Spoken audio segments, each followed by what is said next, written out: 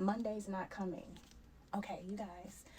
I think this is the first Tiffany Jackson book that I've ever read, and it was really good. But here's the kicker: I usually do not read YA books, but this is a young adult book. But it was really good. It is thick, thick, thick. I read about 280 pages yesterday because I couldn't put it down. The beginning of it was pretty good, and every time I thought I had a clue as to what was going on, I didn't.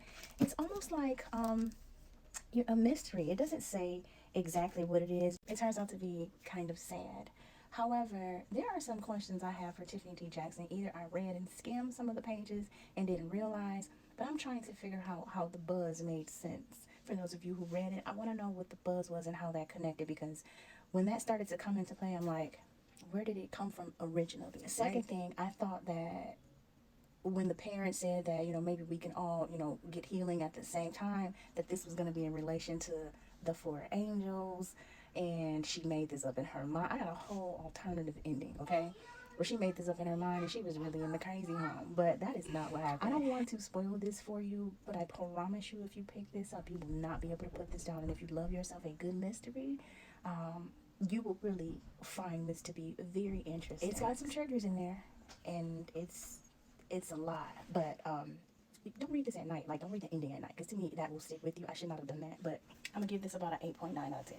Okay, I guess I should give you just a tidbit about the book. All right, the main character, her name is Claudia, and she and her best friend Monday have been at thick as thieves for I don't even know how long, like since they were super young, and they do everything together. And then all of a sudden, Claudia goes away for the summer, and she comes back, and her best friend is basically missing in action. They're supposed to show up to 8th grade together, start figuring out, their plans so they can try and get into the high school that they want to get into. And every day, her best friend is missing from school, which has never happened. She's always the first one to show up.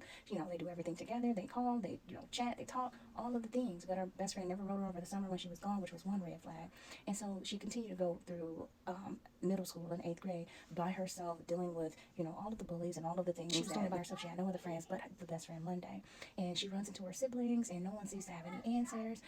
Her mother seems to not really have any answers, and everybody that's in her neighborhood, nobody is telling her anything, but she knows that something is going on with her best friend. She's talked to faculty members or teachers, just anybody trying to figure out an answer, until she starts to uncover some things for herself. So she goes on this hunt to try and basically find her best friend and figure out, where she is and what's going on with her. But Monday never seems to come.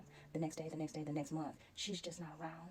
And that's where the plot twist happens, because Claudia still has to live her life, and some things start to happen for her, that she is really missing her best friend and wanted to enjoy these things with her. And she just keeps thinking, okay, when she comes, I got so much to catch her up. The time seems to elongate of her missing from there.